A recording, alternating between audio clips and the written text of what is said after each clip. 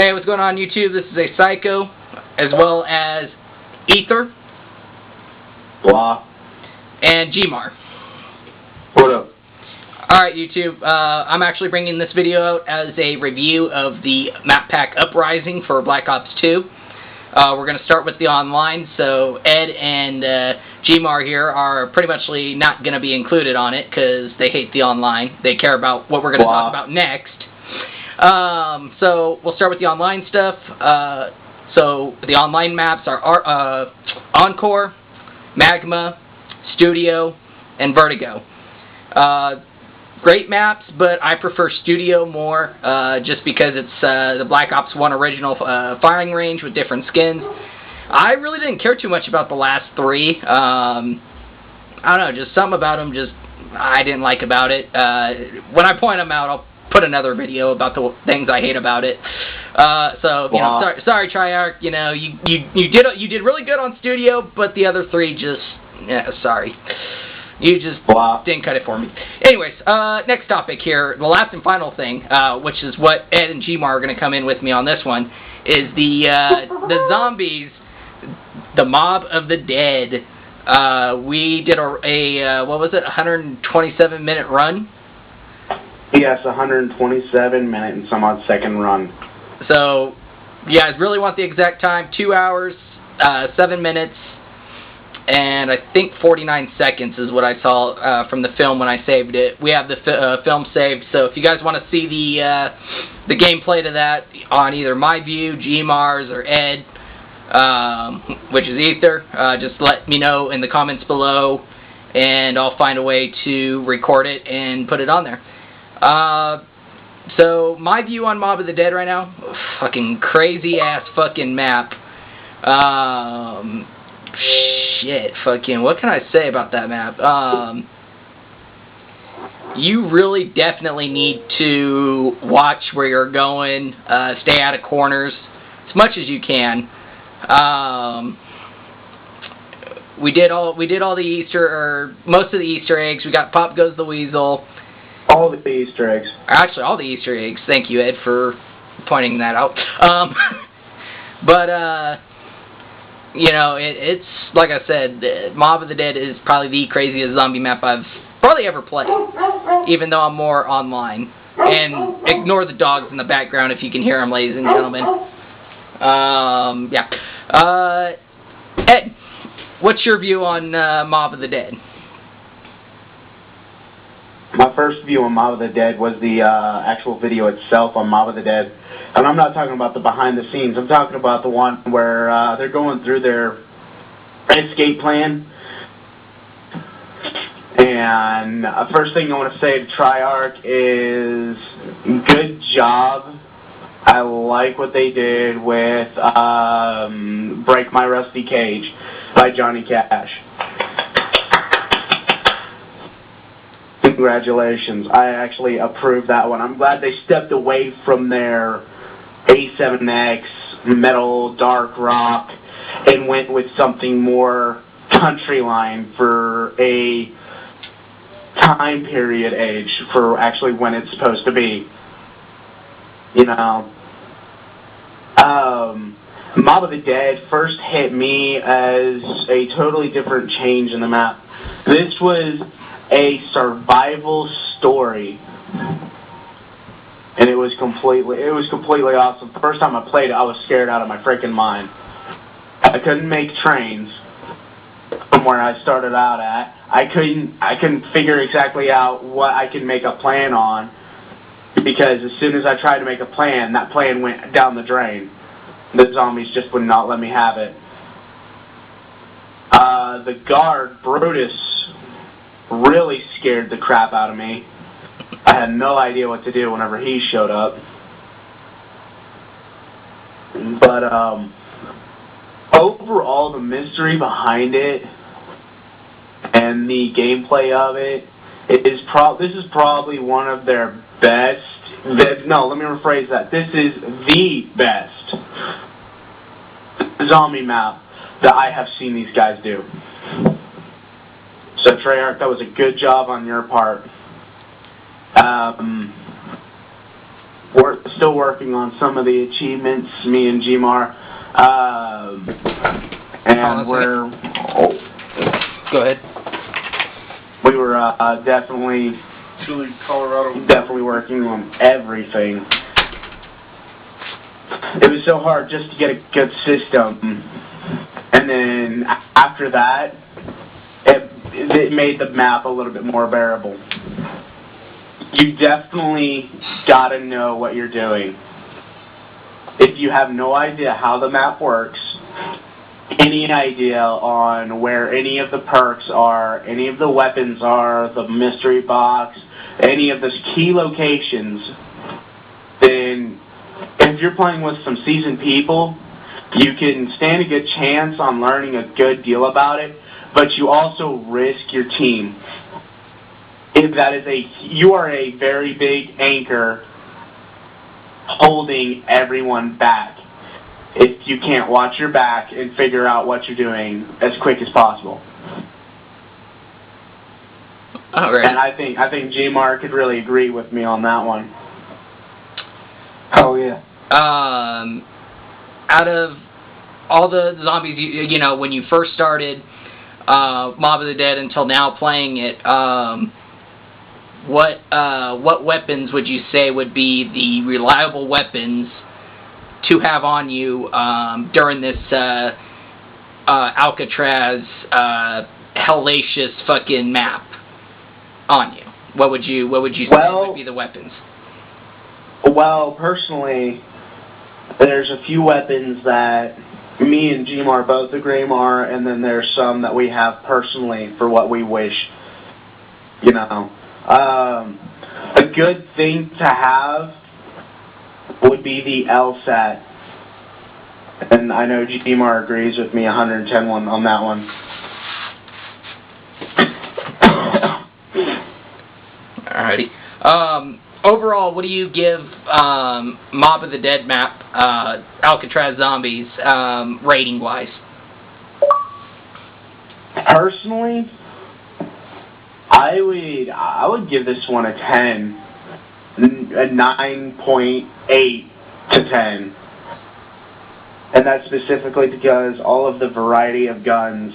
I mean, like we were talking about reliability on weapons, you know, they made some really good wall guns. The Uzi, the Thompson, or the Tommy gun, for people who don't know. Mm-hmm. You know, the box distributes great weapons as well. The LSAT, the Blundergat, the Death Machine, you know. And some of the old Titan favorites like the Galil and the PDW from Die Rise. And I mean, let's not forget the newest ones besides the Blundergat and the Death Machine, the AK-47. Yeah, they brought back they brought the weapons out from that time era as well as time era of now. Which, you know, I thought Treyarch, you know, did a really good job on that. You know, I would say my personal favorite weapon, though, for me, would have to be the Tommy gun, as well as the nice little Easter egg, if you do it correctly, with the one-hit knife. It's no longer a knife.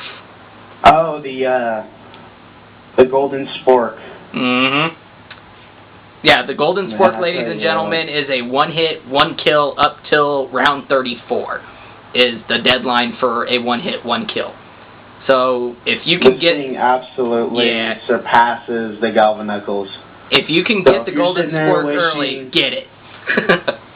Keep activating it early. The earliest me and Gmar have gotten it is, I believe, like round 15. Wouldn't you agree? Yeah, definitely agree. So, and I can't explain enough how many times it's saved our skins. So if you guys are looking for those one-hit kill weapons, the golden spork. The best bit about this map is they've actually changed the design of the box. Oh yeah. That's one thing that changed. Yet through all the zombies until this one, the box has never changed.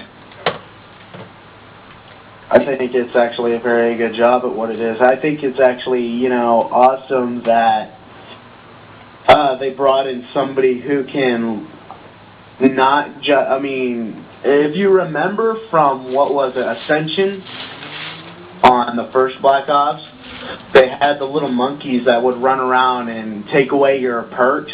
Mm-hmm. I think it's good that they have a monster that can just completely shut it down without taking away those perks. Yeah, getting those perks is a challenge enough. Yeah. If you end up getting the Brutus, ladies and gentlemen, which are the big security, big beast guys, if you get those guys, try and stay as much away from the box, any perks, the workbenches, whatever. Stay away from them because they will shut them down, and it'll cost you an arm and a leg to reactivate. I think, what is it, like 2,000? Yeah, you really have to. Is it like 2,000 to reopen the box or something like that? Yeah, 2,000 to get back the box, to get back some of the perks. So he can even shut down your escape. Yeah, we had that happen in one of our games. Any workbench, he can lock that down, and it's going to cost you an arm and a leg to get all of that back. So, the best thing to get rid of Brutus is shoot him in the head. Yeah, you either want to keep him as far away and let him just lay into him in his head, or pray you're just a crack shot. I remember I was using a no-scoped Pack-a-Punch DSR, which, in my opinion, I think my buddy, who is a huge zombie fanatic, who showed me that weapon, because he was heading for our speed coal, and we needed some people to get it.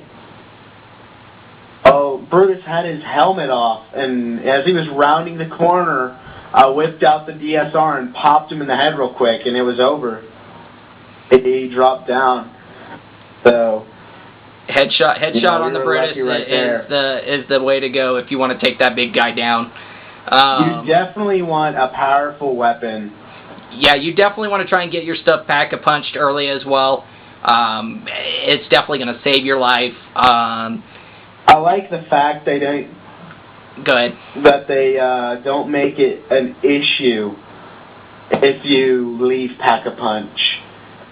Like in Transit, if you open the way to Pack-a-Punch and you build it and you leave, it can shut on you. I like how they kind of took that away. Yeah, if you guys don't know where Pack-a-Punch is going to be, it is on the bridge when you escape the prison itself. So you want to build that plane early. You want to build your stuff as early as you can. I think when we did our run, I think we had all of our stuff built at, round 15? Round 13? Before that. Yeah, we just finished, and we got it done, like on round, 9, 10? I think it was, like 9 or 10, anywhere between 9, 10, or 12 and 13 rounds. You want to get that stuff done early so that way you can't escape. Go to the Pack-a-Punch, which is on the bridge, Pack-a-Punch your weapons, and just have at it. I mean, it's best to have your stuff Pack-a-Punched. It's definitely going to save your life. You definitely want the golden sport as quick as possible, because like I said, that is a one-hit, one-kill until round 33, start of 34. Then 34 becomes a 2-hit with it. So you want that as early as possible. Afterlife is a big... Oh, yeah. Is a big puzzle solver. Yeah. In this. Treyarch introduced this Afterlife as a new feature for Mob of the Dead, which can confuse you at times. I know it's confused me a couple of times when I was in it. It's basically like Limbo. You're just a spirit hovering around. And you have to... I like how they took away the fact that you have to go and rush to a generator to get power. And in all reality, your spirit is the generator. And to all people who have used Afterlife to like get the pet perks and the gondola and stuff like that, I have a good tip that'll keep you living much, much longer in Afterlife.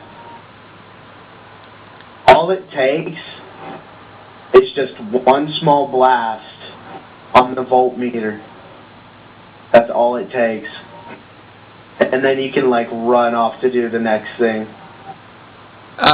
With a couple of Easter eggs though, you will have to have an extra person have to revive you, but you have to do the revival about 3/4 of the bar, so not till you fully revive them. Once you get to about half the bar or even 3/4 of the bar, stop reviving them and revive them again. You keep doing this until they get everything that's needed, and then you go for a full revival, which is very, very helpful. It is very helpful. It allows you to live for a lot longer. Yeah, in Afterlife, which is going to be a big factor for which achievement. Unless you're just rolling with 2 people. Yeah. Is it Pop Goes the Weasel that you needed to do that? Well, I mean, me and Gmar did it without having to do that. You have to have good teammates to help do that. But Pop Goes the Weasel would be a great example of what you're describing. Yeah, Pop Goes the Weasel, you guys, is probably going to be one of the most difficult to do. I know Ed and Gmar can do it very quickly. 2 people doing Pop Goes the Weasel is pretty easy. 4, it's a little bit more challenging. But 4 though, it's not what you think. Yeah. With 4 people, if you have people that know what they're doing and are very familiar with the map, and you have developed a system with them, it's no issue at all. Yeah. But if you don't, you're basically like what me and Gmar had to do, and I'm pretty sure plenty other people have had to do. Hold on a second, Ed. Hold that thought. Okay. We're going to continue this, ladies and gentlemen. I'm running out of time on this first part, so we are going to be going into a part 2. So catch you then. Like with the 4 people issue, we're trying to get the Easter eggs on the Pop Goes the Weasel. And basically, if you've got 2 people who are seasoned, like me and Gmar, we know what we're doing. And I'm pretty sure, like I said before, hundreds of people know about this issue and they have to deal with it. But you have 2 people or maybe one other person that's just not seasoned enough to actually know your system. Which is me, for example. Then you got some of those people that just won't listen. It's more of a challenge because then basically you've got a 2-man army dealing with a 4-man zombies apocalypse. Yeah, when we did our run today, Gmar's connection decided to give him a hassle and booted him. So it was me, Ed, and Gmar's friend Lewis. Basically, a 3-man army taking on a 4-man squadron zombie horde. It was a pain in the ass. I'm not gonna lie. It was a pain in the ass, but it was still manageable for us to do. If you got a whole seasoned vet team of zombie players, or even 2 seasoned vets, or whatever, and you got guys that'll listen, you have a good chance of living some good long rounds. I think today we made it up to round 29, round 30. No, it wasn't round 29 or round 30. It wasn't anywhere close to that. It was more like round 21, round 22. Okay, so yeah, so like 20. You can last up to about 20 rounds if you do everything properly. I know I've watched a lot of streams where guys are like, we don't want to get it done early, so we want to go and see how far we can get on leaderboard stuff. But there's not really much you can do. I mean, it's just all it really is a cycle. Just a complete cycle of everything you got to do. So, hence Pop Goes the Weasel is actually breaking the cycle, which ends the Mob of the Dead. Overall, it'll basically be like, alright, life is over. If you guys don't know the backstory behind it, which is part of the Pop Goes the Weasel achievement and Easter egg. There's a bunch of videos on that. Yeah, there's a bunch of videos on that on YouTube for it. You can watch, or you can actually play it yourself because the story will be in the game itself. Pop Goes the Weasel, though, ladies and gentlemen, you will have to face each other. I'm just gonna say that. 3v1. That sounds fun. Yeah. You know, it could be a 1v1 or 2v1 or 3v1 or whatever, but in the end, all will die, or Weasel will live, or Weasel will live, and all will die. You know, it comes down to how you want to end it. I mean, today, I was the Weasel, so I either had to be killed or kill was my task. And he killed. I killed everybody, and we got to round 21. We had the Brutuses, all the zombies, as well as me worrying about, you know, the others that I had to kill. That's how you get the Pop Goes the Weasels, ladies and gentlemen. Is you got to kill your own team, or they kill you. But overall, though, after whatever happens, the game is over no matter what. So, I mean, if you guys want to continue with the cycle, you guys can, or you can just say fuck it all, kill the Weasel, or the Weasel kills you. Plain and simple. Gmar, what are your thoughts about the zombies? New map pack. It's about time to put a good, decent map. Transit, yeah, it's huge, but it's getting beyond the joke. That is too big of a map.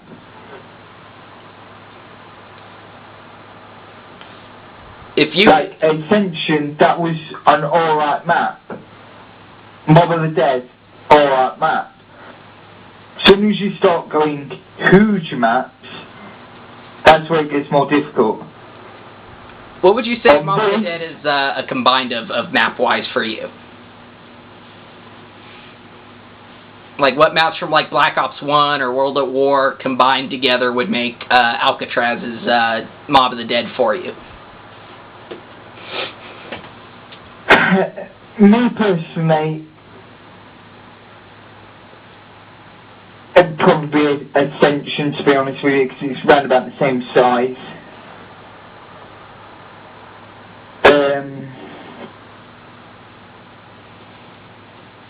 They could have stuck more perks in instead of 5.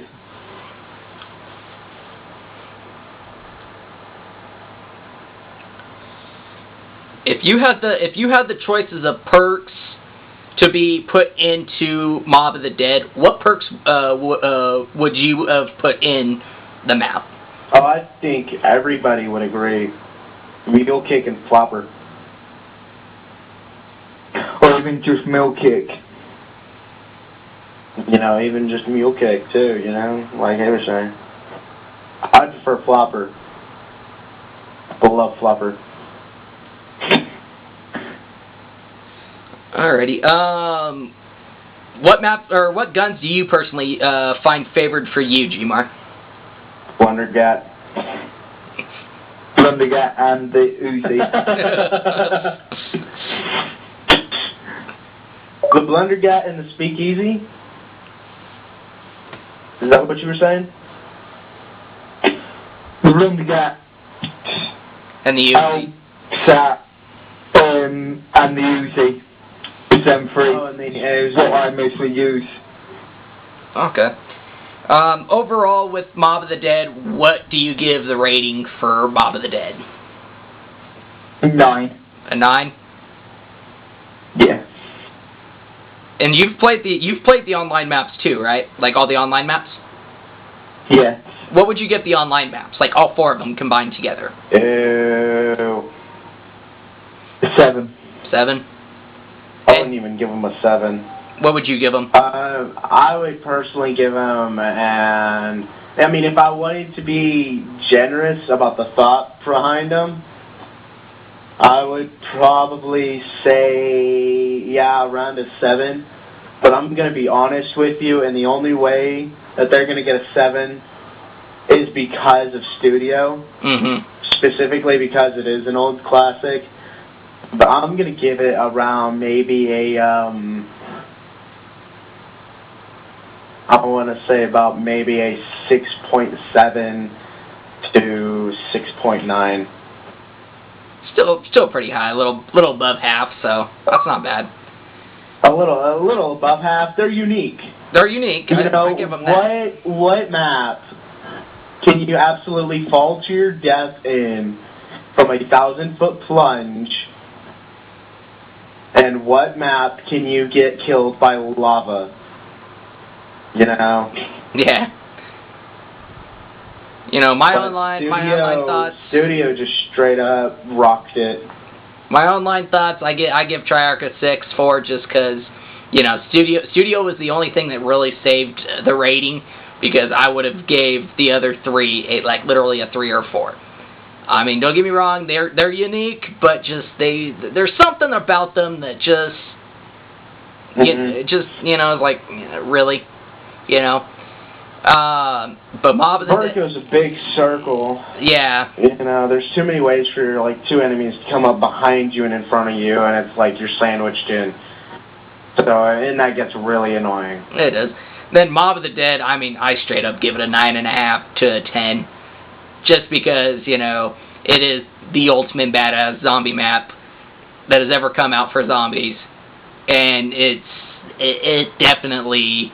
If you're first time to it, it's going to put fear to you very quick. Very quick. I know playing it the first time, I jumped a little bit. I'm not going to lie. I jumped a little bit, but now playing it, you know, about 3-4 more times now, it's just like, oh, big guy, what big deal, you know, oh, you know, fuck, you know, oh, shit, next round. It's like playing Silent Hill and Dead Space and stuff like that. You have the jump factor, the jump scare, you know, at first. Then afterwards, it's just like, but then after that, it's like, meh. No, it's alright, you. Okay. We got a big dude, kill him, save the perks, blah. So, I mean, you will get used to it. Yeah, it's still fun, but eventually it'll get to the point where you're just like, oh, he took out the box. Let's just go fix it real quick and get on our way. So, there you go, ladies and gentlemen. There's the review on Uprising. Thank you, Ether. Thank you, Gmar, for joining me. Wow. Can't wait till the next map pack that comes out, which will probably be in the next 3-4 months. Like it's been. Bring more zombies, please. Yeah. Definitely some more zombies is definitely probably in the near future. I'm hoping really good online maps. And I'm hoping this time they'll bring another gun DLC. You know, I'm hoping they bring another gun out. Uprising, like I said, ladies and gentlemen, didn't have that option with the gun DLC like the last map pack did for the Peacekeeper. But still, overall, though, Uprising, definitely a really good pack if you are looking for new map packs, as well as the very first one, ladies and gentlemen. That's also good. You get the Peacekeeper. Alrighty, YouTube. Well, I'm out so I can get these uploaded for the night, chill out, play some more Call of Duty, eat my dinner. And till then, YouTube, stay gaming, have fun, deuces.